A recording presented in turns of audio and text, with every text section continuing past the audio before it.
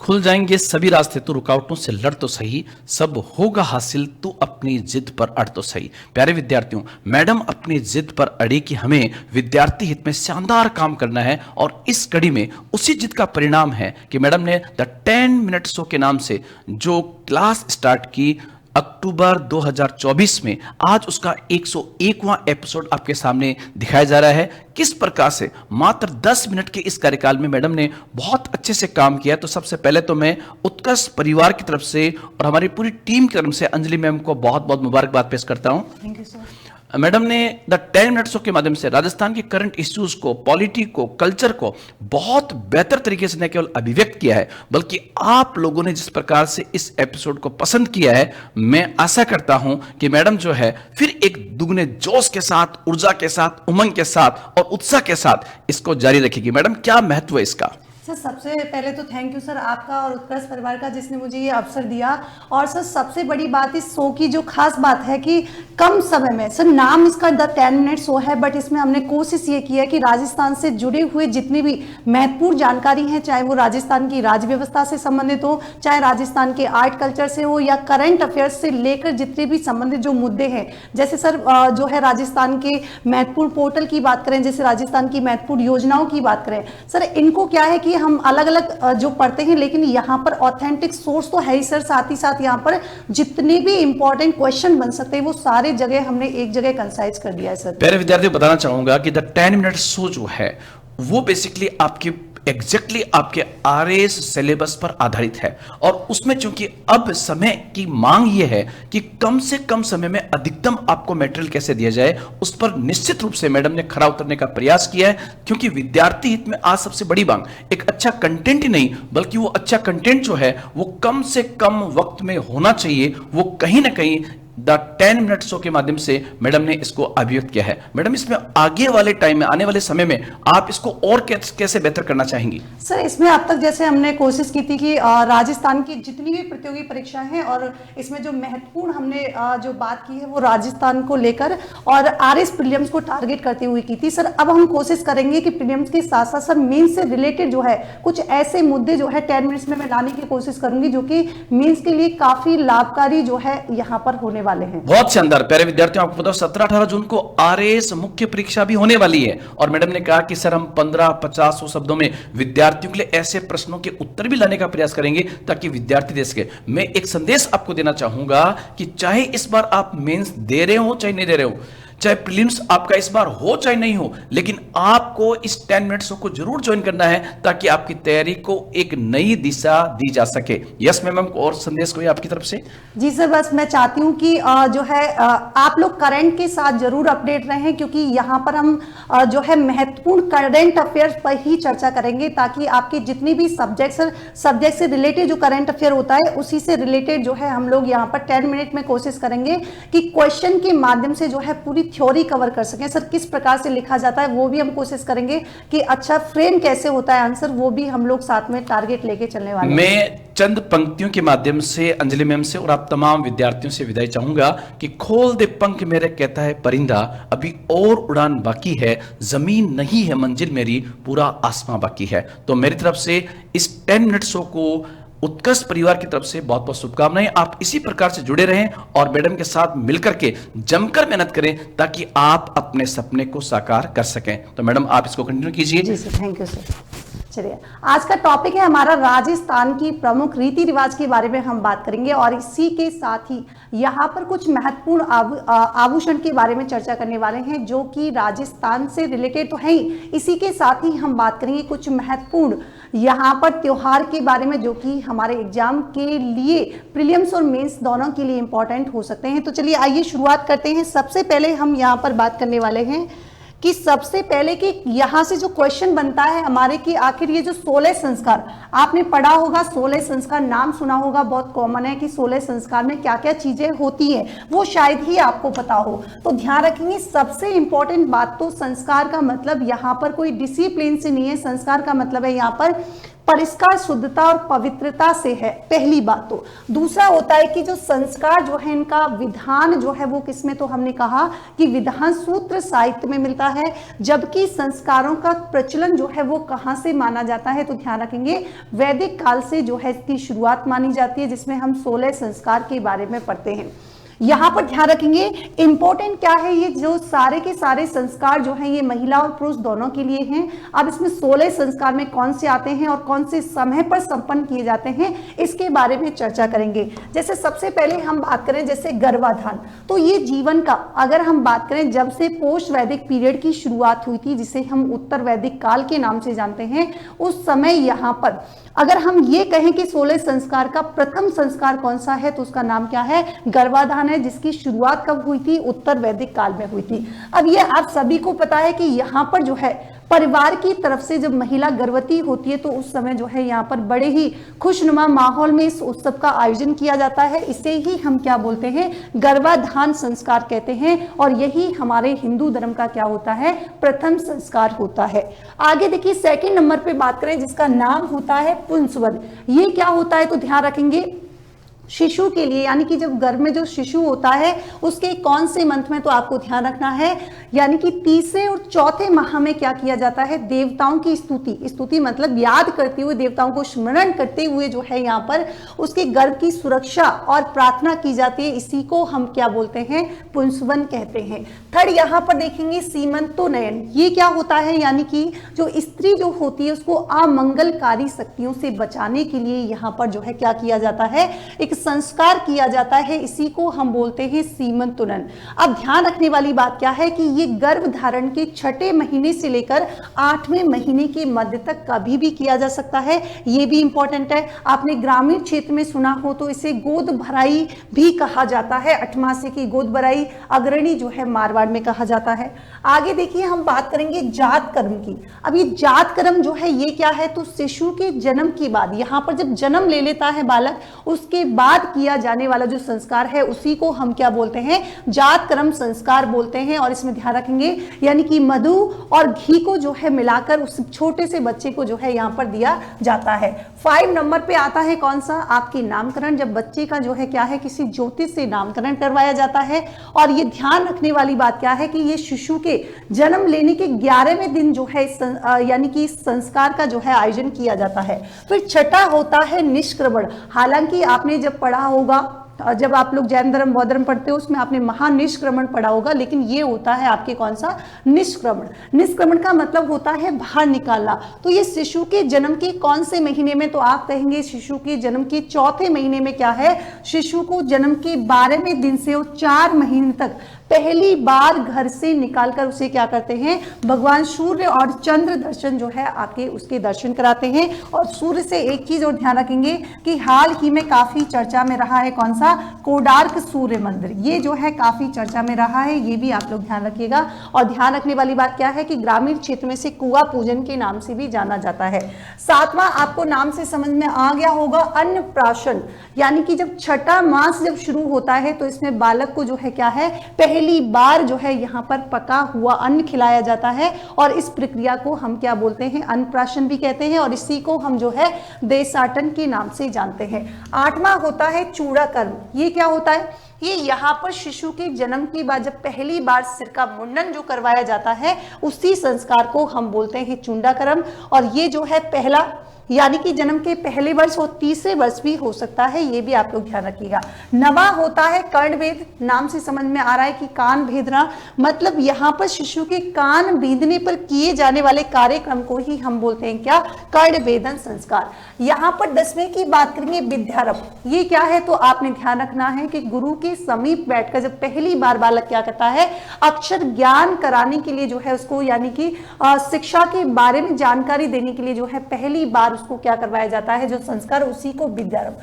11 होता है उपनयन। उपनयन का मतलब ही होता है समीप ले जाना। इसका तात्पर्य क्या है कि इसको जो है एक तरीके से जनेऊ संस्कार, आपने सुना होगा, तो इसे जनेऊ संस्कार ही कहते हैं। और ब्राह्मण, क्षत्रिय और वैश्यों को ही, ध्यान रखने वाली बात क्या है, आपने प्राचीन काल में भी पढ़ा होगा कि उस समय भी जो है ब्राह्मण, क्षत्रिय और वैश्यों को ही उपनयन का क्या था, यहाँ पर अधिकार प्राप्त था। 12वें होता है वेदारंभ। इसका मतलब क्या है, यहाँ से शैक्षणिक संस्कार जो है शुरू हो जाता है। गुरु के पास बैठकर वेदों के पठन पाठन का अध्ययन करना ही क्या कहलाता है, वेदारंभ संस्कार कहलाता है।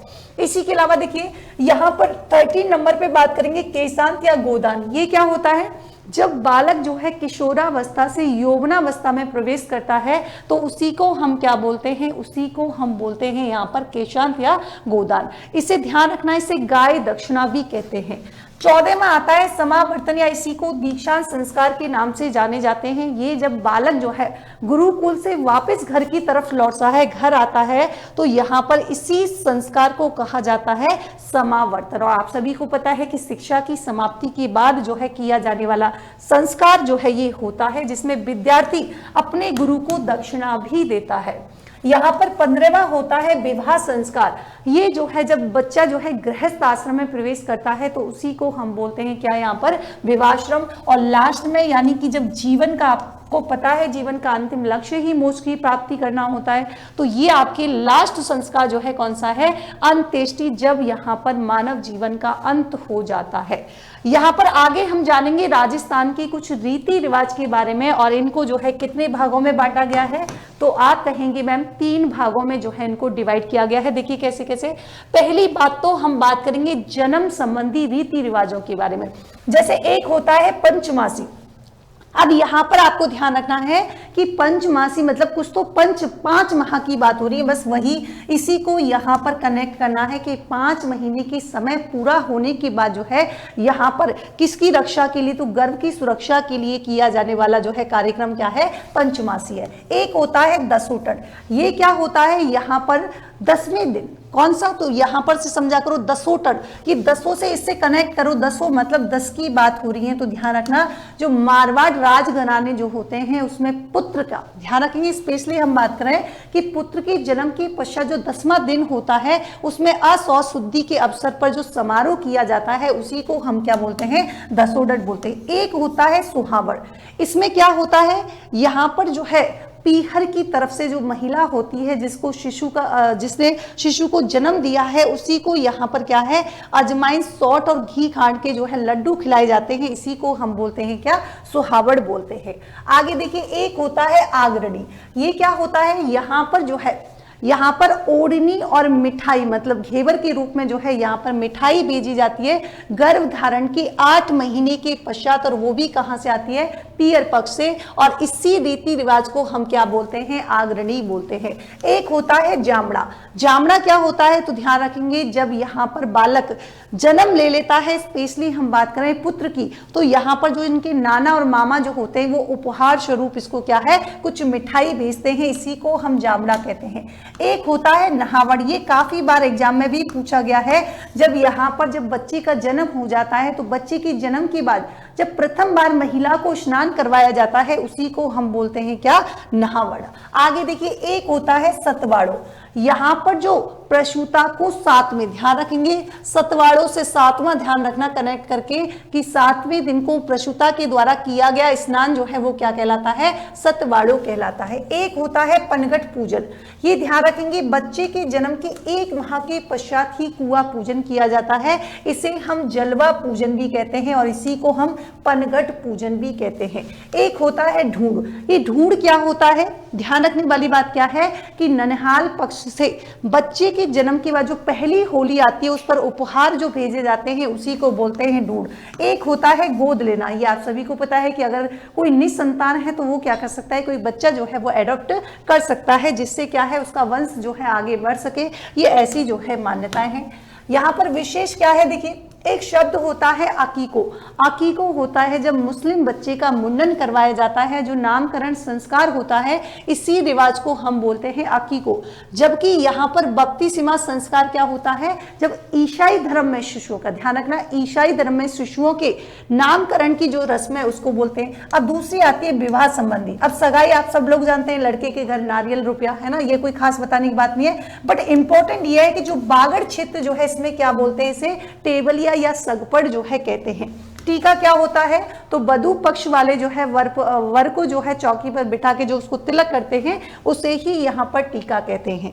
आगे देखिए एक होता है चिकड़ी कोथली। अब ये चिकड़ी कोथली क्या होता है तो ध्यान रखेंगे, ये मुख्य रूप से गणेश चतुर्थी के दिन जो है जब सगाई हो जाती है तो वर को क्या करते हैं, वर को गणेश चतुर्थी पर, जबकि वधु को जो है छोटी तीज बड़ी तीज पर क्या है जो उपहार भेजे जाते हैं, इन्हीं को हम चिकड़ी कोथली बोलते हैं। ये एक बार जो है क्वेश्चन पूछा गया है आपके एग्जाम में। एक दीजिए पीली चिट्ठी। अब तो ये आपको पता है कि यहाँ पर जो कन्या पक्ष की ओर से जब शादी के लिए यहाँ पर क्या है एक कागज में लिखकर नारियल के साथ वर के पिता के साथ लड़के के घर भिजवाया जाता है, जिसे लगन पत्रिका भी कहते हैं, है ना। तो ये तो कॉमन है। यहाँ पर गणपति पूजन या फिर कुमकुम पत्रिका, ये भी आप सब लोग जानते हैं कि जो प्रथम निमंत्रण है वो गणेश जी को दिया जाता है। इसी कार्यक्रम को, इसी को जो है हम गणपति पूजन। एक होती है रीत, ध्यान रखना, ये जो है रीत क्या होती है, जब विवाह निश्चित हो जाता है तो लड़के वालों की तरफ से लड़की के यहाँ पर जो भेजे जाने वाले हैं उपहार है उसी को हम क्या बोलते हैं, रीत। ये मुगदड़ा जो है ये भी 2 से 3 बार जो है क्वेश्चन में पूछा गया है एग्जाम में। मुगदड़ा ये क्या होता है, यानी कि भोजन पकाने के लिए काम में ली जाने वाली जो लकड़ियां होती है और कब बिनाई की स्थापना के बाद इसी को हम क्या बोलते हैं, मुगदड़ा भी बोलते हैं। एक होता है बान बिठाना, है ना, इसके बारे में भी आप लोग जानते होंगे कि 5, 7 या 11 दिन पहले जो है क्या है जब लगन पत्रिका पहुंच जाती है तो वर और जो वधु के हैं तो इसको क्या करते हैं, यहाँ पर जो है पीठी करना भी कहते हैं और इसी क्रिया को जो है बान बिठाना भी कहते हैं। आगे देखिए, एक होता है काकन डोर बांधना। ये पता है कि विवाह के पूर्व जो है क्या है एक धागा बांधा जाता है जिसे विवाह के पश्चात जो है वर के द्वारा खोला जाता है, इसी को काकन डोर। एक होता है बनावनी, तो वर वधु के लिए जो गीत गाए जाते हैं उसी को हम बनावनी बोलते हैं। लेकिन ये ध्यान रखना, ये एक बार क्वेश्चन पूछा गया था, बत्तीसी नूतना क्या होता है, तो ध्यान रखेंगे वर तथा वधु की माता जो होती है जब अपने पीहर वालों को क्या देती है, निमंत्रण, इसी को बोलते हैं बत्तीसी नूतना। एक होता है मायरा, इसको आप सब जानते हैं कि ननिहाल पक्ष के द्वारा क्या है आर्थिक क्षमता के अनुसार जो धन देते हैं विवाह के समय, इसी को जो है मायरा या भात बोलते हैं। बिंदोरी आप सभी को पता है कि यहाँ पर जो है विवाह से एक दिन पहले जो घोड़ी पर बिठा के गाने वाने बजाए जाते हैं, इसे निकासी। सांकड़ी की रात जो है ये ध्यान रखना, जब बारात विदा होने से पहले एक दिन रात को क्या होती है वो सांकड़ी की रात होती है। ये जो है ये भी आपसे पूछा गया था और क्वेश्चन कैसे पूछा गया था कि सांकड़ी की रात का संबंध है, तो ध्यान रखेंगे ये रस्म जो है ये विवाह से संबंधित है। ऑप्शन थे विवाह से, है ना, मृत्यु से संबंधित या फिर बच्चे के जन्म से संबंधित, तो ये आप लोग ध्यान रखना। एक होता है जानोटन, ये भी आपके एग्जाम में पूछा गया है। ये क्या होता है, जो वर पक्ष की ओर से जो भोजन दिया जाता है उसी को हम बोलते हैं जानोटन। बारात आप सभी को पता है कि क्या होती है। आगे देखिए कवारी जान का भात, ये क्या होता है, जब बारात का स्वागत करने के पश्चात जो उसको भोजन दिया जाता है उसी को बोलते हैं कवारी जान। एक होता है कवर कलेवा, इसके दिन क्या होता है, जब शादी जब हो जाती है तो दूसरे दिन जो दूल्हा होता है और उसके मित्र जो है वो क्या होते हैं, वधु के घर जाते हैं, तब उनको जो भोजन कराया जाता है इसी को बोलते हैं कवर कलेवा। आगे देखिए परिणी जान का जीमट, ये क्या होता है, ये विवाह संपन्न होने के बाद दूसरे दिन जो वधु जो होती है उसके घर बारात को जो भोजन करवाया जाता है उसी को परिणी जान का जीमण कहा जाता है। आगे देखिए टूटिया, ये क्या है, स्त्रियों के द्वारा विवाह का जो स्वांग रचना और जो हंसी मजाक वाला जो कार्यक्रम होता है उसी को हम टूटिया बोलते हैं। एक होता है सामेला, ये भी एग्जाम में पूछा गया है कि सामेला क्या होता है, तो ध्यान रखना इसको ठुमाप भी बोलते हैं और इसे जो है मधु पर्क भी बोलते हैं। होता क्या है, जब बारात जो है वधु के यहाँ पहुंचती है तो वर पक्ष की जो नाई और जो ब्राह्मण होते हैं वो बारात आने की जो सूचना देते हैं उसी को बोलते हैं सामेला, मतलब एक तरीके से आवाज देना या उसको पुकारना। बरी पड़ला, ये सभी को पता है कि भाई वर पक्ष के द्वारा वधु के लिए जो यहाँ पर एक थाली और जिसमें कपड़े आभूषण सब आते हैं, बरी पड़ला। तोरण मारना, इस पर क्या होता है कि दूल्हे के द्वारा जो दुल्हन के घर पर जो है क्या है, जब प्रवेश के समय जो है क्या है यहाँ पर एक तोरण लगाया जाता है, मतलब छड़ी लगाना, इसी को हम तोरण मारना कहते हैं। आगे देखिए सुहाग थाल क्या होता है, अब यहाँ पर जो है सुहागिन स्त्रियां जो होती हैं वो नव विवाहित वधु के साथ क्या है भोजन करती हैं, इसी को सुहाग थाल कहते हैं। एक होता है पावड़ा, ये क्या है, तो यहाँ पर स्त्रियों के द्वारा जो गाना गाया जाता है, लेकिन कब, प्रथम बार जब दामाद आता है, इसी को हम बोलते हैं क्या, पावड़ा, मतलब एक लोकगीत, है ना। जो लोकगीत गाए जाते हैं उसी को पावड़ा। एक होता है सीटड़ा, ये क्या होता है, जब जो मेहमान जो आते हैं उनको भोजन कराते समय जो गीत गाया जाता है उसी मतलब गीत मतलब गाली के टाइप, इसी को हम बोलते हैं सीटड़ा। और यहाँ पर एक होता है कामड़, कामड़ मतलब जब वर को जादू टोने से बचाने के लिए जो गीत गाया जाता है इसी को हम बोलते हैं कामड़। और ये क्वेश्चन जो है आपसे एक बार पूछा जा चुका है ऑलरेडी। बिनोटा, ये बिनोटा भी 2 से 3 बार एग्जाम में पूछा गया है कि बिनोटा से क्या आशय है, कि जो है फसल की किस्म है या फिर जो है विवाह से संबंधित कोई रिवाज है या फिर दूल्हा दुल्हन की जो है जूतियां हैं। तो ध्यान रखेंगे जो दूल्हा दुल्हन की जूतियां होती हैं इसी को हम क्या बोलते हैं, बिनोटा बोलते हैं। ये जब कन्या बल मतलब वधू की माता पिता जो व्रत रखते हैं शादी के समय इसी को हम बोलते हैं कन्या बल। तेल चढ़ाना आप सब जानते हो, फेरे आप सभी को पता ही है। आगे देखिए कन्यादान, ये आप सब लोग जानते हैं। सीख क्या होती है, ये देखिए यहाँ पर वर वधू एवं बारातियों को जो भेंट देकर विदा किया जाता है इसी को हम बोलते हैं सीख। ये यहाँ पर ओजण क्या होता है, तो वर पक्ष को जो राशि दी जाती है वधू पक्ष के द्वारा इसी को हम क्या बोलते हैं, ओजण कहते हैं।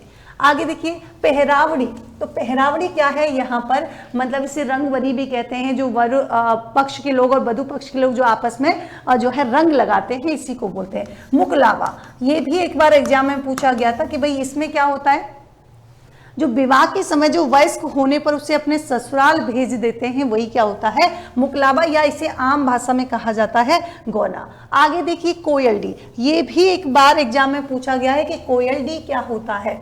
तो स्त्रियां मतलब जो स्त्रियां जो होती हैं जब वधु को विदा करती हैं तो विदा के समय जो विदाई गीत गाया जाता है इसी को हम बोलते हैं कोयलडी गीत।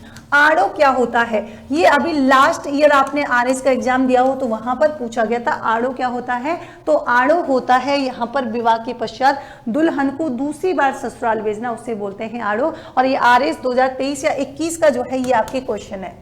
पैसरो क्या होता है, तो ध्यान रखेंगे जब बहू जब क्या जाती है दूल्हे के घर में जाती है तो 7 थालियों को क्या करती है, कतार को दूल्हे की तलवार से जब इधर उधर खिसकाती है इसी को बोलते हैं पैसरो। जुआ जुआई, आप पता है कि वो आपने देखा होगा एक प्रोग्राम होता है कढ़ाई में जो है क्या है उसमें ये सारी चीजें डाल देते हैं अंगूठी वगैरह और ऐसे कहते हैं जिसकी भाई क्या होगी जीत होगी उसी की चलेगी। ठीक है, चलो एक होता है बड़ार, ये भी आपके एग्जाम में पूछा गया है। बड़ार क्या था, तो यहाँ पर क्या है जो रिश्तेदार और मित्रगणों को जो भोजन कराया जाता है, लेकिन कब, विवाह के दूसरे दिन। और कौन करवाता है, तो वर पक्ष के द्वारा करवाया जाता है, इसी को बोलते हैं बड़ार। और एक होता है रियाड़, ये रियाड़ क्या होता है, तो स्पेशली ये पश्चिम राजस्थान की साइड की जो है क्या है, एक यहाँ पर ये आयोजन होता है शादी के दूसरे दिन जो है अफीम का, है ना, थोड़ा अफीम का सेवन करवाया जाता है, इसी को रियाड़ बोलते हैं। एक होता है सोटा सोटी, ये क्या है, तो ये शादी के बाद वर वधु नीम की छड़ियों से गोल गोल घूमकर जो है क्या है,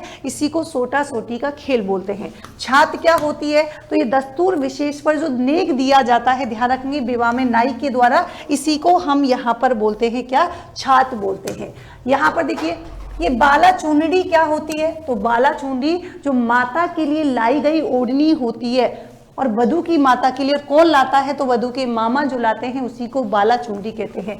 कवर जोड़ क्या बोलते हैं, तो ध्यान रखना जो भांजी के लिए लाई जाती है ओढ़नी उसी को हम बोलते हैं कवर जोड़। और बयाड़ो क्या होता है, जब विवाह के समय जो सुबह गाए जाने वाले गीत जो हैं उन्हीं को हम बोलते हैं क्या, बयाड़ो।